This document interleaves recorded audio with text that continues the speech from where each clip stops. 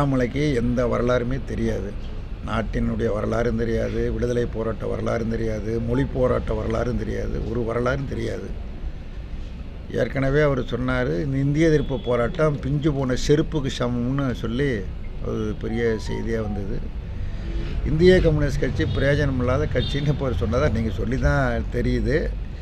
இந்திய கம்யூனிஸ்ட் கட்சி இந்த நாடு விடுதலை பெற்றதுன்னா அந்த விடுதலையில் மிகப்பெரிய பங்களிப்பை அளித்த கட்சி இந்திய கம்யூனிஸ்ட் கட்சி.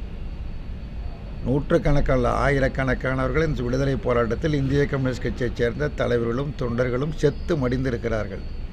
பல்லாயிரக்கணக்கானவர்கள் சிறையில் இருந்து சித்திரவதைக்கு ஆளாகியிருக்கிறார்கள், பல தூக்குத்தண்டனை அளித்திருக்கிறார்கள். நாட்டின் விடுதலைக்காக போராடிய கட்சி, மாற்றத்திற்காக இன்றைக்கு போராடி கொண்டிருக்கிற கட்சி. இந்த கட்சியினுடைய வரலாறு எல்லளவும் அண்ணாமலை போன்ற அற்பர்களுக்கு தெரிவதற்கு வாய்ப்பு கிடையாது.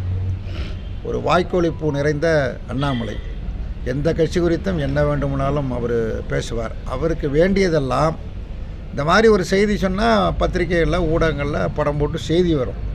ஒரு விளம்பர விரும்பியவர், ஆளுநர் ரவியும் சரி அண்ணாமலையும் சரி விளம்பர விரும்பிகள் ரெண்டு பேருமே தினசரி பத்திரிகையில் தொலைக்காட்சியில் தங்களுடைய படமும் செய்திகளை வர வேண்டும் என்பதற்காக இது மாதிரியான செய்திகளை சொல்வார்கள். திமுகவால் பயனில்லை, திமுக அழிந்துவிடும், அதிமுக அழிந்துவிடும், கம்யூனிஸ்ட் கட்சியால் எந்த பிரயோஜனமும் இல்லை என்று இப்படி வாய்க்கு வந்தபடி ஏதாவது பேசி அது ஒரு செய்திகளாக பத்திரிகைகள் போடும் அப்படின்னு போடுறாரு.